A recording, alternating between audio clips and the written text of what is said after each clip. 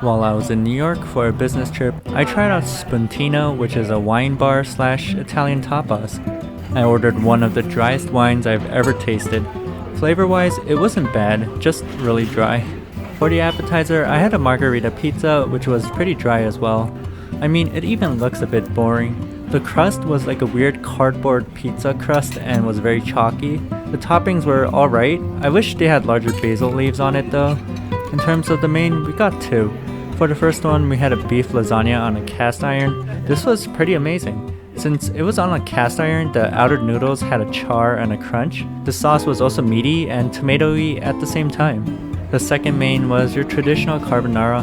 I was a bit thrown off by the green peas, but other than that, it tasted like your regular carbonara. Overall, Spuntino has a large selection of wine and some pretty good mains. I'll just say skip the pizza. After I was done with my little business thing in the morning, I took the subway straight to Manhattan. At this point, I was really hungry, so I tried out this ramen located right next to, or maybe inside, the subway station. 얼마야? $14. As you can hear, I was a bit shocked about the price of a quote-unquote train station ramen. Anyways, I ordered the black belt ramen, which is a black garlic tonkotsu ramen. Tasting the broth, it was very rich and garlicky, definitely something that will knock you out for the afternoon. I would even say it was a bit too oily. As for the rest of the dish, it was alright. For $14, I would have expected some pork chashu and not slices of chicken breast, but at least the chicken wasn't tough. The noodles were your typical ramen noodles, nothing special. But overall, I got my food fast and it satisfied my appetite, so I can't really complain. While I was in New York, I came across this burger spot called the 5 Napkin Burger. Apparently it's pretty good. I ordered bacon and cheese fries and the 5 Napkin Burger, but my god was it big. I believe it was a 10-ounce burger patty. For drinks, I had a frozen margarita, which was pretty good. The burger itself is a simple burger with onions, cheese, and garlic aioli, but the simplicity shouldn't be overlooked because it was really tasty. It tasted like a burger described from a dictionary, if that makes sense. The fries were alright. I think this is why I don't like cheese fries or any fries with cheese on top, because it makes the french fries soggy and not crispy at all. But overall, the fries were just fries. If you want to save money, just stick to the burger. Overall, the burger was pretty good, and the frozen margarita would probably get you drunk if you're not careful because it straight up tastes like juice.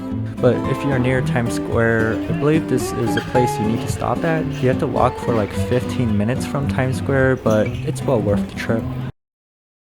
I was searching for some breakfast while in New York City, and after going through some breakfast spots, I was like, what's more New York than a bagel? I searched for the nearest bagel spot and ordered a bagel with smoked salmon and some cream cheese. The bagel had 3 layers of salmon, some cream cheese, and capers. By the way, is it pronounced salmon or salmon? Anyways, the bagel was pretty good. There was a perfect filling to bread ratio. I guess my only recommendation is to try eating it with the white wrapping paper around it so it doesn't spill all over the place. But without a doubt, I felt like the ultimate tourist enjoying a bagel and the views. This bagel was $15, which is around or a little less than a plate of eggs and bacon from a breakfast spot. I guess I would feel less ripped off ordering this bagel since I got some salmon on it, but at the same time $15 for a bagel? I don't know. What would you choose? During my little New York City trip, I was walking in the rain to Koreatown. It was a bit cold and I was soaking wet, but I knew the perfect place that I wanted to try out.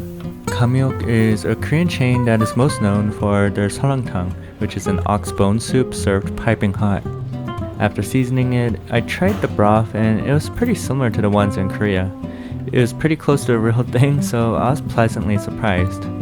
Anyways, this dish usually comes with noodles and some beef. You add the rice separately into this bowl and you get a very hot but delicious meal. I usually eat this with pieces of gakuri in between bites. It brings the texture to the soup dish and it serves as a cooling agent for the piping hot soup you're shoving in your mouth. In the end, this bowl of soup reminded me of when I used to live in Korea.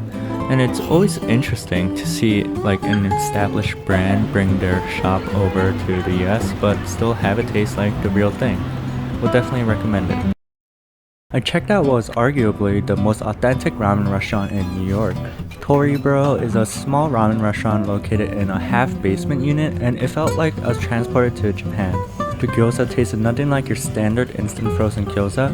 It was not only crispy at the bottom and soft at the top, but it had that cornstarch crispy webbing in between all the pieces, which I haven't seen done since moving to the US. They also had that special dipping sauce, which I think was a mix of chili oil, vinegar, and soy sauce. The ramen was also pretty similar to the ones I've tried in Japan. I've noticed Japanese ramen in the US is a bit thicker and more oily than the ones found in Japan. This one, on the other hand, was able to find a balance of not being too thick but also not too oily. The noodles were also cooked pretty well, and the chashu was not a disappointment. Finally, to top everything else, the eggs were definitely a real ajitama and was perfectly cooked. Would definitely recommend this place.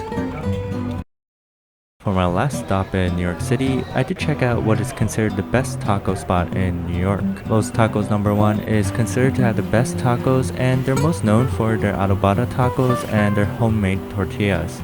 I ordered one adobada and one carne asada taco.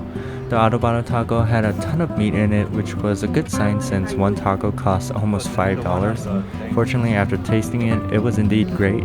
The carne asada was good, but nothing spectacular. If I were to order again, I would only choose the adobada. In terms of the corn tortilla, it was really good. Even if you prefer flour tortillas, I would suggest you have at least one corn tortilla taco.